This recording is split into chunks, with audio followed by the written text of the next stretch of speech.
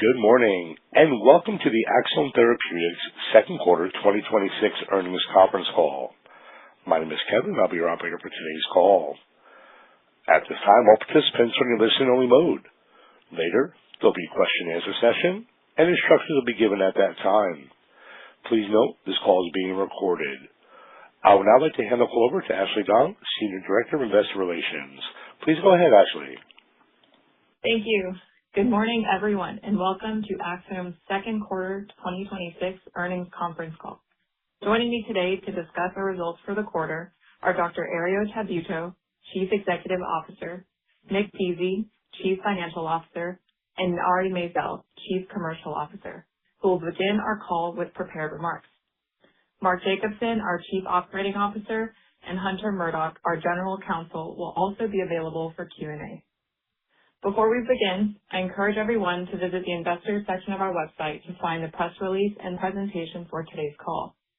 Please note that today's discussion includes forward-looking statements regarding our financial performance, commercial strategy, and operational plans, including research, development, and regulatory activities.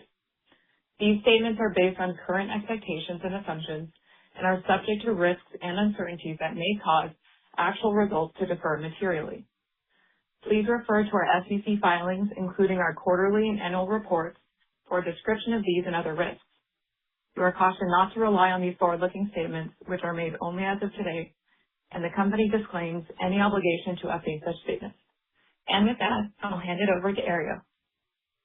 Thank you, Ashley, and good morning, everyone. The second quarter was highly productive for Axsome as we grew our commercial business robustly and made important regulatory and clinical progress across our innovative neuroscience pipeline. In the second quarter, our commercial portfolio generated $218 million in net product revenue, a 46% increase year-over-year, driven by strong performance for Auvelity and Sunosi. In the quarter, we launched Auvelity in Alzheimer's disease agitation and completed the expansion of the Auvelity sales force. Early metrics for the sales force expansion and Alzheimer's disease agitation launch point to growth acceleration for Auvelity. Underlying demand growth for Symbravo is also accelerating, and we expect Sunosi growth to continue outpacing the market, positioning us for continued strong growth across the entire commercial portfolio. Later in the call, Nick will comment further on our financials, and Ari will provide additional detail on our commercial performance, including early observations on the Alzheimer's disease agitation launch. During the quarter, we also advanced our leading neuroscience pipeline of 6 innovative product candidates, which we are developing for 10 serious conditions.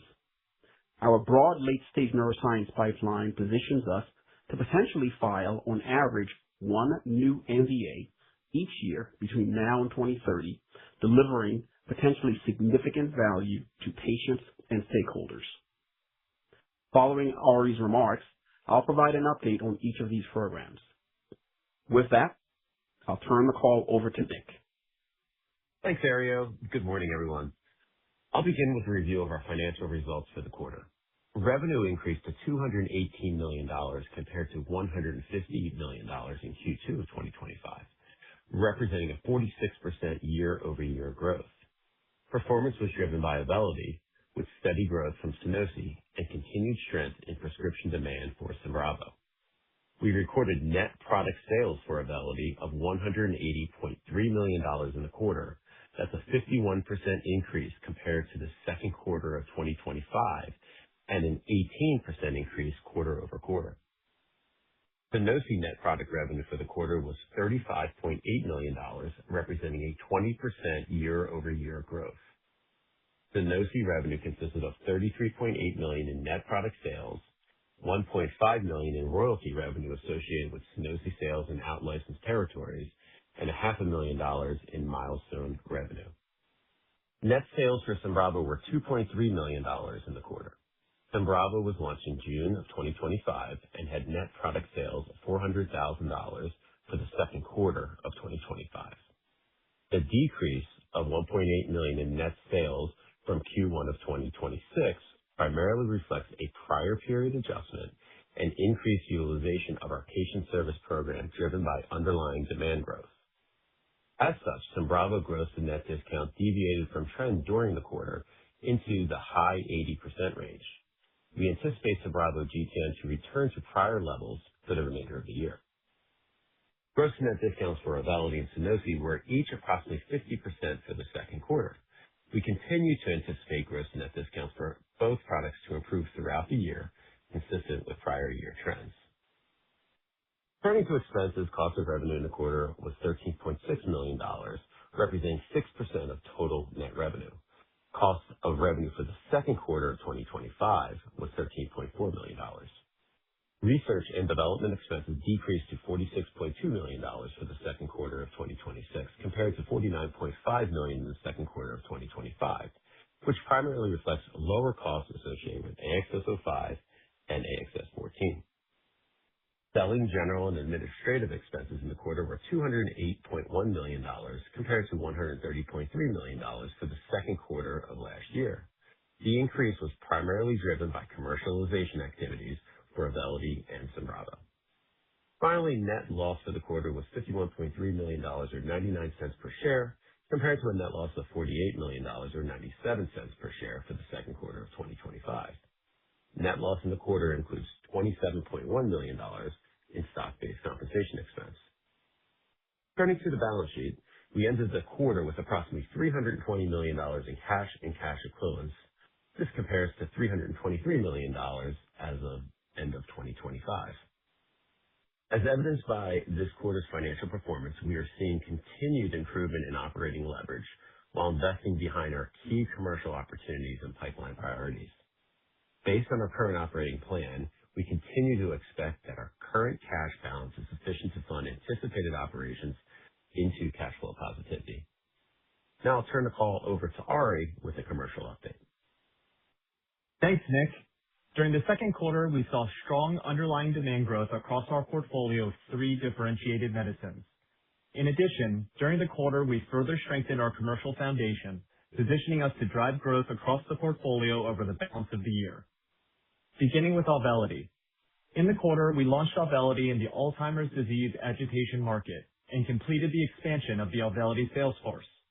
I'm happy to share that early metrics indicate that these 2 developments are already beginning to have a meaningful impact on demand growth, positioning Auvelity for continued momentum over the balance of the year. Regarding Alzheimer's disease agitation, during the first 8 weeks following the launch in this indication, new-to-brand prescriptions among patients 65 years of age and older increased 126% compared to the same period in the prior quarter, reflecting expanding adoption in this patient segment. New-to-brand prescriptions represent new patients starting on Auvelity for the first time and are considered a key leading indicator of growth. While it's early days in the commercialization of Auvelity and Alzheimer's disease agitation, we are excited by the initial feedback that we have received from prescribers, which includes positive anecdotal evidence of Auvelity's differentiated clinical profile reflected in real-world patient experience. In particular, providers and care partners alike view the reduction in agitation symptoms and safety and tolerability profile favorably.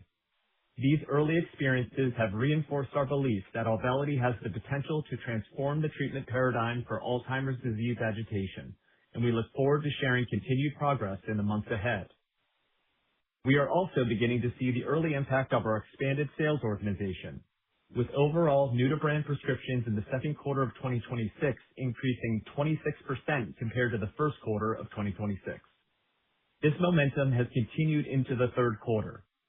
In addition to accelerated new patient starts, the expanded sales force activated more than 6,800 new Auvelity prescribers in the quarter, representing 21% growth versus the previous quarter, bringing the total number of unique prescribers since launch to approximately 69,000. The inflection in new-to-brand prescriptions and increased velocity of new writer activation are strong leading indicators of our expanded sales force investment and resulted in market share gains for both new-to-brand and total prescriptions in the quarter. We expect these trends to continue to build in Q3 and Q4, translating into positive TRX trends and further market share penetration. Overall, total prescriptions for Auvelity in the second quarter reached approximately 266,000, an increase of 34% year-over-year and 12% sequentially, substantially outpacing the antidepressant market, which grew 1% and 2% in the same time periods, respectively. In addition, Auvelity market access continued to improve during the quarter, with coverage now at approximately 89% of total lives across channels, including 82% of commercial lives and approximately 100% of lives in the government channel. Our market access team is working closely with payers in both the commercial and government channels, and we expect patient access for Auvelity in both the MDD and ADA markets to continue to expand and evolve. Taken together, we expect the momentum from the sales force expansion, continued growth in MDD, and uptake in Alzheimer's disease agitation to drive continued growth over the rest of the year. For Symbravo, demand was strong, growing 30% quarter-over-quarter to approximately 23,500 total prescriptions. Prescriber and patient feedback continue to be very positive, supporting our commercial strategy to drive prescription volume while improving market access to support sustained growth over time. As mentioned on our prior earnings call, based on the strong demand for Symbravo to date, our previously announced sales force expansion to approximately 150 sales representatives is substantially complete. Finally, following the previously announced addition of approximately 17 million lives in Q2, overall payer coverage is now at approximately 57% of lives covered across channels, including approximately 56% of commercial lives and 57% of government lives. We expect coverage for Symbravo to further improve moving forward.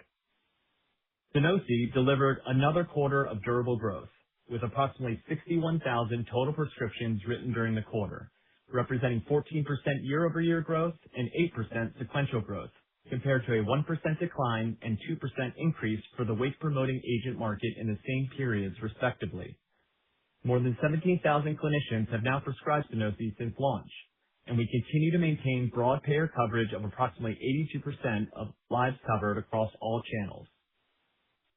Overall, the underlying commercial performance in Q2 reflects positive momentum for Axsome's portfolio of differentiated CNS products. Acceleration of Auvelity in MDD and Alzheimer's disease agitation, continued market penetration for Symbravo and migraine, and consistent growth from Sunosi in EDS associated with narcolepsy and OSA position Axsome for a strong second half of 2026 and robust growth in the years ahead. I will now turn the call back to Ario. Thank you, Ari. We are excited by our innovative neuroscience pipeline, which targets high unmet medical needs, novel indications, first-in-class mechanisms of action, and best-in-class profiles. I'll now review the recent pipeline progress and discuss key upcoming clinical and regulatory milestones.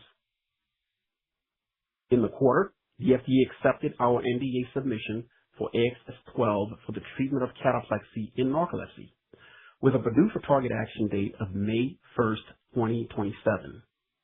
Based on its differentiated mechanism of action and resulting clinical profile, AXS-12 has the potential to provide a meaningful addition to the treatment armamentarium for patients living with narcolepsy, if approved.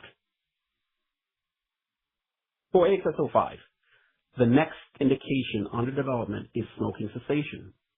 We are on track to initiate our planned phase 2/3 trial in this indication this quarter. Exploring the full clinical potential of AXS-05 remains a top priority for us, based on its unique pharmacology, which is potentially applicable across multiple neuropsychiatric disorders. For solriamfetol, our clinical programs across 4 new indications continue to advance.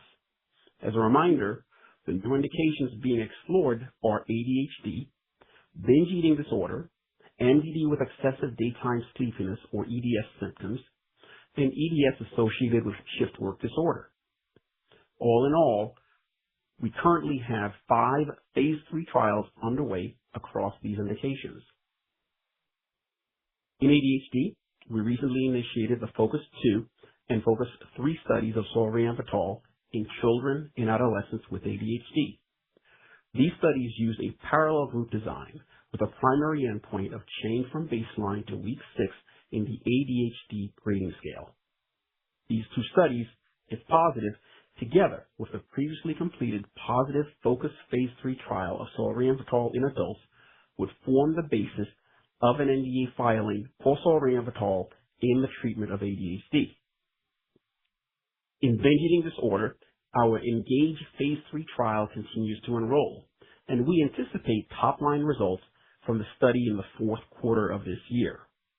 Our CLARITY phase 3 trial of solriamfetol in MDD with ADS, and our SUSTAIN phase 3 trial of solriamfetol in EDS associated with the shift work disorder are also advancing. For AXS-14, which we are developing for fibromyalgia, enrollment in our FORWARD phase 3 trial continues to progress. The FORWARD trial, if positive, together with the previously completed positive phase 2 and phase 3 trials, would support an NDA filing for AXS-14 for the treatment of fibromyalgia. With AXS-20, our first-in-class selective PDE10A inhibitor, we are making good progress in our chemistry, manufacturing, and controls activities with the goal of initiating a phase 3 trial with this molecule in schizophrenia. We are also advancing phase 2 enabling activities for AXS-17, our GABA subtype selective PAM, which we are developing for epilepsy. In summary, we are excited by the programs in our leading neuroscience pipeline.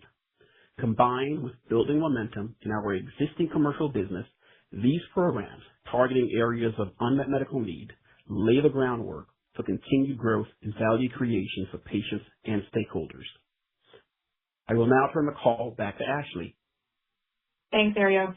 This concludes our prepared remarks, and we'll now begin the Q&A session. To allow enough time for as many questions as possible, we kindly ask that you limit yourself to one question. Operator, please open the line. Certainly. We'll now be conducting a question and answer session. If you'd like to be placed in the question queue, please press star 1 on your telephone keypad. A confirmation tone will indicate your line is in the question queue. You may press star 2 if you'd like to remove your question from the queue. As a reminder, please ask one question, then return to the queue. Our first question today is coming from Leonid Timashev from RBC Capital Markets. Your line is now live.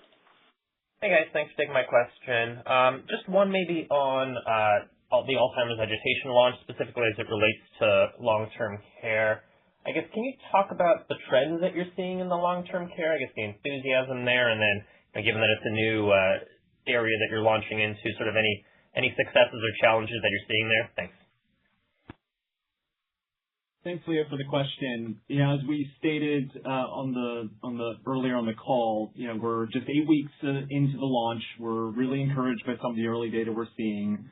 The early patient experience has been very promising. We're seeing strong growth in new-to-brand prescriptions in patients aged 65 and older.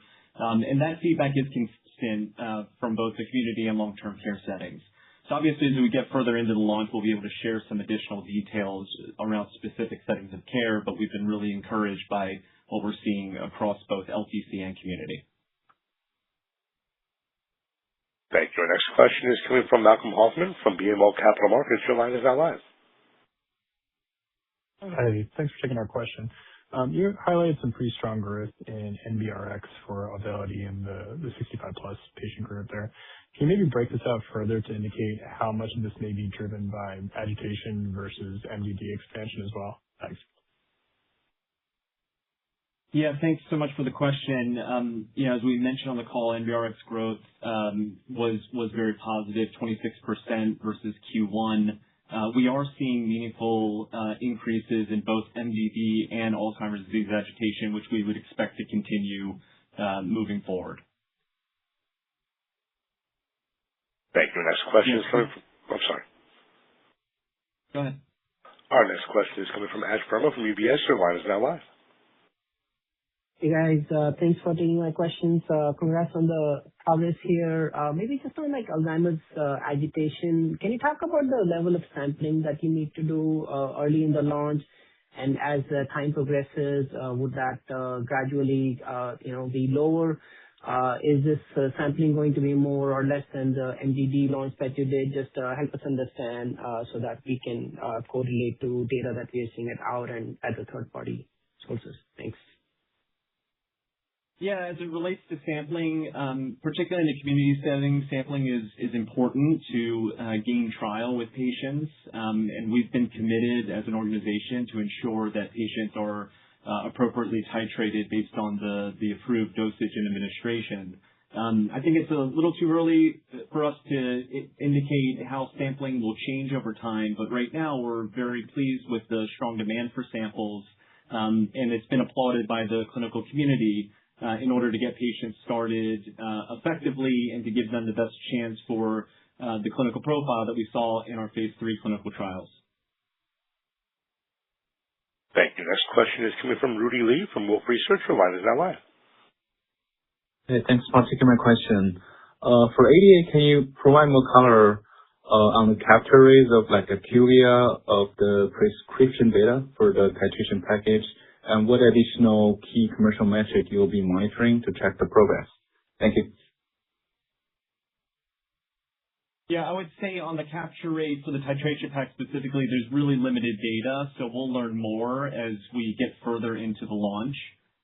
In terms of ongoing performance data, I think, obviously sharing information about adoption or utilization with patients who are 65 years and older was an important signal for this particular call. And as we get more data, into the launch, I think we'll update based on the most relevant trends related to the launch. Thank you. Our next question is coming from Mark Goodman from Leerink Partners. Your line is now live. Nick, can you talk about where you think Auvelity gross to nets will settle out in let's say 2 years after both of these indications are kind of going? And just for depression alone, what first line, second line, what percentage are we up to now? Thanks. Sure. Hey, Mark. So maybe first where we were for Auvelity and GTN for this quarter, we were around 50%, as I shared in the opening remarks. That's obviously with the increase in covered lives, and also with improving the quality of coverage, the first line or first switch.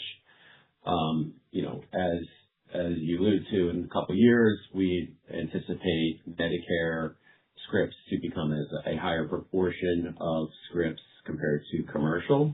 What we've shared longer term is that we would anticipate GTN to remain in the 50s. We'll be able to give better guidance probably towards the end of the year as we see this launch grow in ADA. Yeah, and as it relates to first, second line use, in this quarter, we saw about more than half of patients, 56% were treated in the first or second line setting. As we've shared previously, we don't have a particular percentage in mind. We know that Auvelity has been effective in patients as early as treatment naive and as late as treatment experienced. And so we're very comfortable with what we've seen over the past few years, and it's certainly supporting continued growth in both MDD and Alzheimer's agitation. Thank you. Our next question is coming from Ami Fadia from Needham & Company. Your line is now live. Hi, good morning. Thanks for taking my question. Maybe if you can talk about some of the market dynamics with Symbravo and talk about the evolution of the adoption rate there and how do you see that progressing over the coming months? Thank you. Yeah, thanks for the question. I mean, we're very pleased with the underlying demand for Symbravo. As we stated earlier, it grew 30% versus Q1. And we're receiving very positive feedback from both patients and providers around Symbravo's clinical profile and impact on patients. We expect that to continue. We mentioned that our sales force is expanding to approximately 150 sales representatives. That will enable us not only to call on higher decile headache specialists with more frequency, but also continue to expand and penetrate the primary care setting, which has been a key source of growth over the past several quarters. Thank you. Our next question today is coming from Andrew Tsai from Jefferies. Your line is now live. Hey, good morning and congrats on the quarter. This is Matt Barkas on for Andrew Tsai. I just want to ask, can you confirm what the exact percentage of your Alzheimer's agitation scripts are samples right now? And then since samples tend to run out in 2 to 3 weeks, any patient in June, July, a sample should be converting to an actual patient by now, you think? So is the total Auvelity weekly script growth in the last couple of weeks representative of the weekly growth profile that could be going forward? Or would you absolutely expect a faster cadence in August and September, compared to June and July? Yeah, thanks for the question. We don't share specific details regarding sampling as a proportion of overall demand, but we've been very pleased with the overall demand for samples in the community setting. And again, think that that's a very important aspect of the launch to support effective titration for elderly patients. In terms of weekly growth, as we mentioned, we've got 8 weeks of data that we're sharing today. We expect to learn much more in the coming months related to the launch, but we've been very pleased with the early indicators. Thank you. Our next question is coming from Pete Stavropoulos from Cantor Fitzgerald. Your line is now live. Good morning. Congrats on the quarter, and thank you for taking my question. For AXS-12 reboxetine, there was the first approval of an orexin-2 receptor agonist last week. How do you think about the underlying commercial opportunity for reboxetine in the narcolepsy market that has this new class of drug approved? Also, have you had discussions with payers around the profile of AX-12 and possible pricing? Great. Thanks for the question. I'll take the first part of that question, and Ari can take the second part. If you look at the narcolepsy market, we know that it is characterized by a lot of heterogeneity in the narcolepsy patient population. So more treatment options are better for patients. We're excited by the potential for AXS-12 to provide a new and differentiated treatment option for patients living with narcolepsy. If you think about it mechanistically, it works on the orexin pathway. Orexin stimulates the locus coeruleus to produce norepinephrine, and AXS-12 also stimulates norepinephrine production. What we like about AXS-12 clinically are a few things. One, it works very quickly. We have onset of action, which is demonstrated at 1 week. Secondly, the efficacy is durable. We have data out to 6 months. And if you look at the side effect profile, it is very favorable. You combine that with the first-in-class mechanism of action for narcolepsy, and also you look at the clinical data, which shows that there is the potential to affect EDS as well as cognition. So we're very excited by the potential to provide a new treatment option for patients, and we think that that will be welcome in the marketplace. Yeah, and regarding your question about market access, we've had very productive conversations with payers as they're learning more about AXS-12. And obviously, there's a lot of interest in narcolepsy. We won't comment on pricing until closer to the launch, but we feel very optimistic about the potential for patient access for AXS-12. Thank you. Next question today is coming from Ram Selvaraju from H.C. Wainwright. Your line is now live. Thanks so much for taking our question. Congrats on the quarter.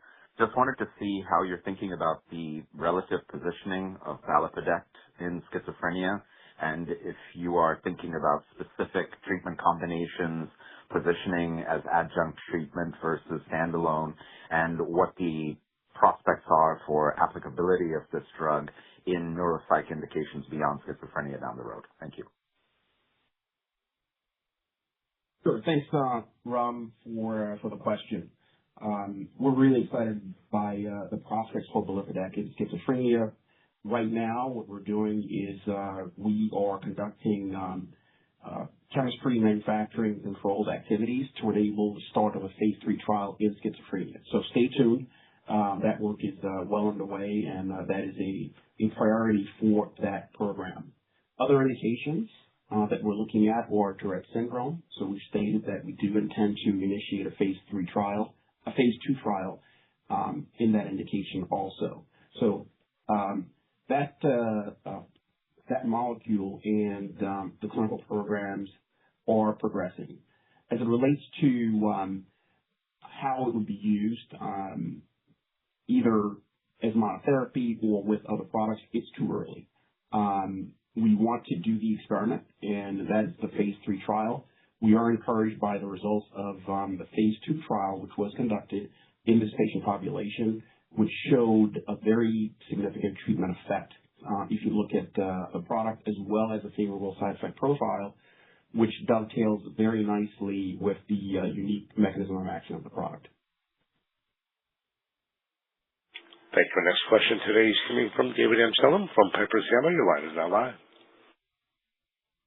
Thanks. So on AD agitation, I know these are early days, but do you have a good read regarding how the drug is being used relative to reuptake inhibitors? Are you seeing usage in frontline or downstream of reuptake inhibitors that historically have been used off-label in AD agitation, or maybe a mix of both? Just wondering if you have a sense of where the usage mix is falling again in these early days. Thank you. Yeah, thanks for the question, David. I think the data is limited at this point regarding where patients are coming from, if they're switching from SSRIs, SNRIs, atypical antipsychotics, and the line of treatment. We'll learn more as the launch progresses. But I would say in general, the anecdotal feedback we're getting is that the drug is working per the label, meaning that we're seeing rapid onset of action, a reduction in both the severity and frequency of symptoms, and the safety tolerability profile has been viewed favorably by both HCPs and care partners alike. So I think we'll learn more in the coming weeks and months about line of usage and where the patients are coming from. But we're very pleased with the early response we're hearing. Thank you. Next question is coming from Jason Gerberry from Bank of America. Your line is now live. Hey, guys. Thanks for taking my question. So it sounds like some impressive physician or prescriber expansion metrics, I think plus 6,500, I think I heard. That, I guess, breadth of prescriber expansion, how much of that is just neurologists, someone who's maybe more of a unique prescriber to ADA versus, say, primary care, a type of prescriber that might be prescribing Auvelity across both indications? I don't know if you have a sense of, as you're seeing that prescriber base expand, if it's more just breaking into the newer prescribers unique for ADA, or if you're getting prescribers who could potentially drive growth in both indications. Thanks. Yeah, thanks, Jason. I think for the Q2 data, it's largely related to our sales force expansion, and we're very pleased with those early signals as it relates to new writer activation, obviously NBRX or new to brand prescription growth, which largely is coming from the sales force expansion and predominantly from growth within the MDD indication. So for this particular quarter, I would say neuros may not be representative necessarily. Primary care is the predominant growth driver within Q2 data specifically. Obviously, as the launch progresses in Alzheimer's agitation, we would expect to see more specialists adopt. But for this particular quarter, I would say that really nice growth in the psych specialties, but faster growth within primary care. Thank you. Our next question is coming from Sean Laaman from Morgan Stanley Investment Management. Your line is now live. Good morning. Thanks for taking my question. I hope everyone's well. Just thinking to your peak revenue assumptions for Auvelity, which of these would have the greatest impact among prescriber activation, long-term care penetration, treatment duration, payer access, and market expansion into previously untreated patients? Which has the greatest sensitivity? Yeah, thanks for the question. I think all of those things are important. Obviously, we'll be focused on all aspects, in accelerating new writer activation. I think new to brand prescriptions are a really important leading indicator of long-term growth potential. So that's a key area of focus. As we've demonstrated, our ability to expand market access and payer coverage for our brands has also been very positive. So I would say it's difficult to pick just one of the elements that you're describing, but we, from a commercial perspective, we're focused on improving execution across the board. Thank you. Next question today is coming from Brian Skorney from Baird. Your line is now live. Hey, good morning, everyone. Thanks for taking my question. I was hoping you could help us think through a little more on the sampling impact in the early days of the Alzheimer's agitation launch. Are these free samples at point of care? Is this primarily a coupon card that's issued at point of care or online and turned in at the pharmacy that covers the full cost of treatment? Just trying to think, would it be reasonable to assume most of the NBRXs in Alzheimer's agitation right now are free samples?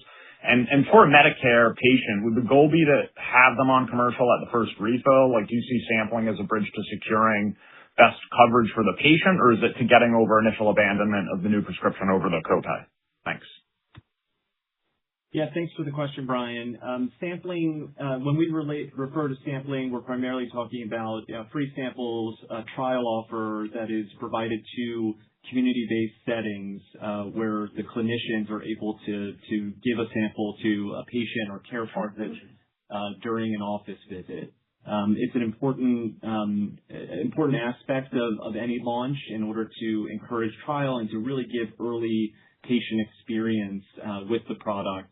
As you can imagine, in the Alzheimer's population, there's a heightened sensitivity just to the patients and safety tolerability aspects. So this gives them a chance to see how the drug performs in advance of a first prescription. We expect to continue to sample as appropriate.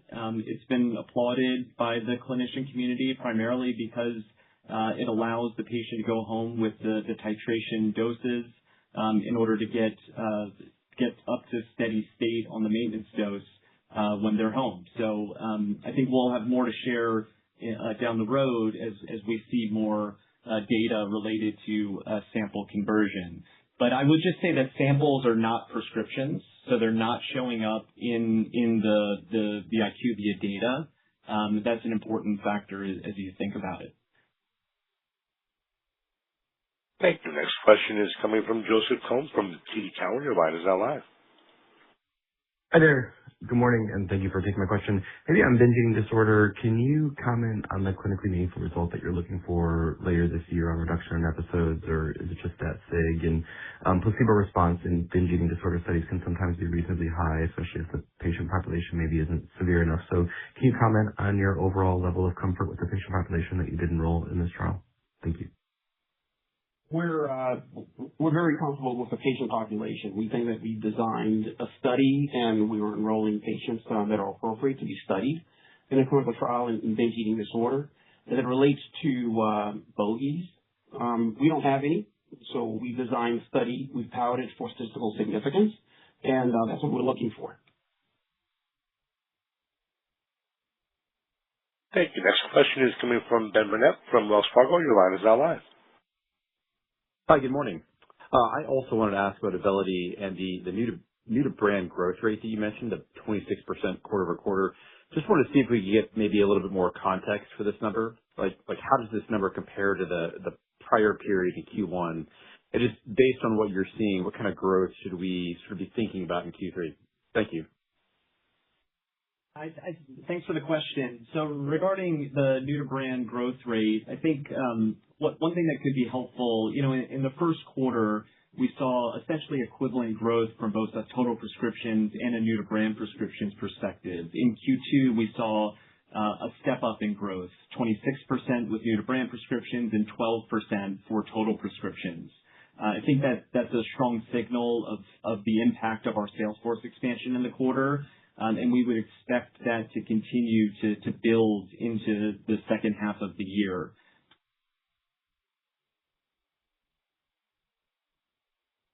Thank you. Our next question is coming from Greg Suvannavejh from Mizuho Securities. Your line is now live.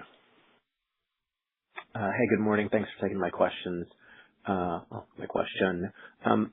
It's really related to how we should all think about Alzheimer's disease agitation and uptake there. Trying to get a sense of if you could provide some color on how we should think about kind of the smoothness of the uptake, or do you anticipate that whether it's due to the sales force expansion or just greater awareness that there will be a sharp inflection, whether there are formulary, approval dynamics, anything that could give us a better sense of how we should think about the uptake over the next several quarters or a year for that matter. Thanks.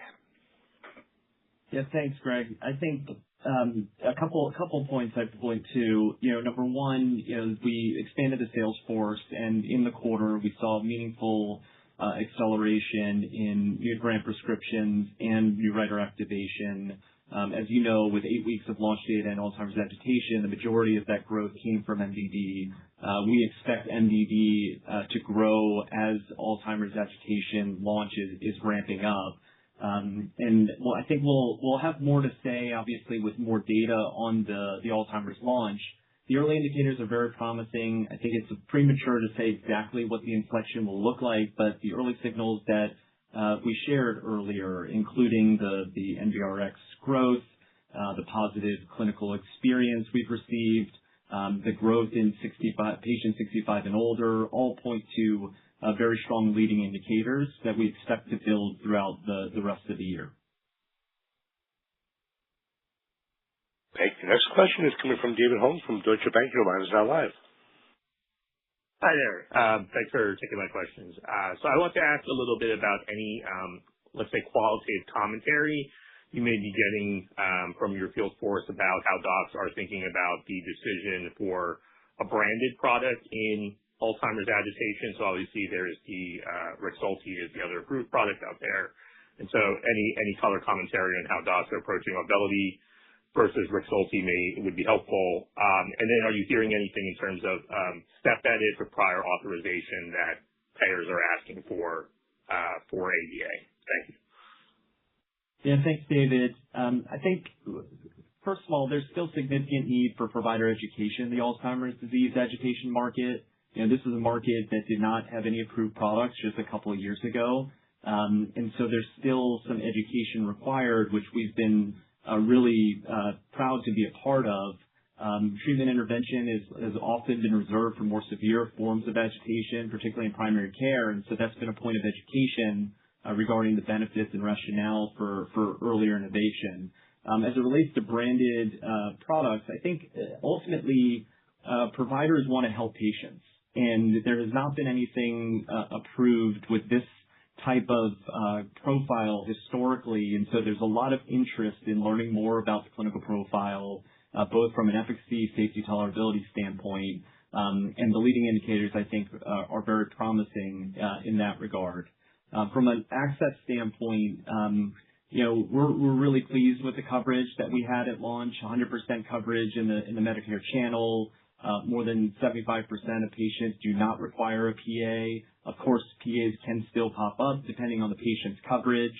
In terms of step edits, by and large, we're very pleased that patients will gain access to Auvelity based on their prior treatment experience or based on the coverage that they have. And so all of those things really point to continued progress in the launch moving forward, and we'll obviously share more updates as we get more data moving forward. Thank you. Next question is coming from Yatin Suneja from Guggenheim. Your line is now live. Hi, this is Eddie on for Yatin. Thanks for taking our question. So acknowledging it's still very early, what are prescribers telling you about early patient response and continuation on Auvelity and ADA? Are you picking up any differences by prescriber setting just in terms of how they're monitoring or plan to monitor and follow up with patients as they get treated? Thanks. Yeah, thanks for the question, Eddie. I think the response has been really consistent regardless of setting of care or specialty. And that is that Auvelity has been effective at reducing both the frequency and severity of agitation symptoms with a favorable safety tolerability profile. We'll obviously learn more as the launch progresses, but so far it's been very consistent both in terms of specialist as well as setting of care. Thank you. Next question is coming from Madison El-Saadi from B. Riley Securities. Your line is now live. Hi. Good morning, guys. Thanks for taking our question. Maybe on the 2Q revenue, how much of that reflects any channel stocking versus suspense demand? If you could just help, sorry if I missed it, and if you could just help clarify the underlying operating cash burn, if you strip, working capital and everything away. Just asking in the context of your past to break even? Thanks. Sure, Madison. First off, the full revenue this quarter was related to demand. There was no stocking at the end of the quarter. We continue to be roughly at 2 weeks of inventory on hand, so no change as it relates to that. If you take a look at our cash burn for the quarter, it was somewhere in the neighborhood of $24-25 million, taking the net loss and backing out the majority of the non-cash loss is related to stock-based comp, more than half of that. You're in the neighborhood of the low to mid-20s from a cash burn. What we've shared is that our SG&A for the remainder of the year is we would anticipate it to essentially plateau to where we are this quarter in Q2 of $208 million as we're fully staffed and built the foundation for Auvelity as well as Symbravo. R&D will continue to tick up as we've commenced the ADHD trials, but importantly, we should see operating leverage continue in the back half of the year. We saw that this quarter with revenues growing at 14% and OpEx growing at 7%. Thank you. Our next question is coming from Miles Minter from William Blair. Your line is now live. Hey, team. This is John on for Miles. Thanks so much for taking our question. I was wondering if you can give us any updated plans for the DTC campaign for Auvelity with the ongoing launch in AD agitation. Thanks.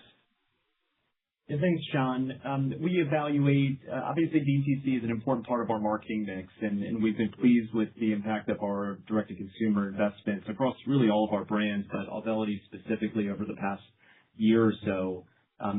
Given that it's still only 8 weeks into the launch, we're assessing the potential for a more substantial DTC effort. Right now, we are investing in consumer marketing, primarily focused on care partners, but the potential for something more broad-reaching like TV or video advertising is something that we'll continue to evaluate as the launch progresses.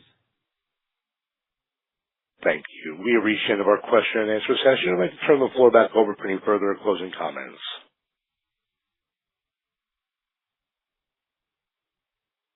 Thank you.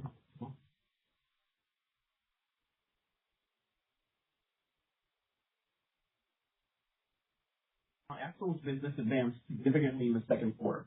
Our commercial strategy is translating into growing adoption of our medicines. Our pipeline continues to progress toward multiple milestones with substantial value creation potential. And our strong financial position allows us to continue investing behind our strategic priorities to maximize the long-term potential of our portfolio of medicines. We are excited for the remainder of the year and look forward to sharing updates on our progress. Thank you all for joining us, and have a great day. Thank you. That does conclude today's teleconference webcast. You may disconnect your line at this time and have a wonderful day. We thank you for your participation today.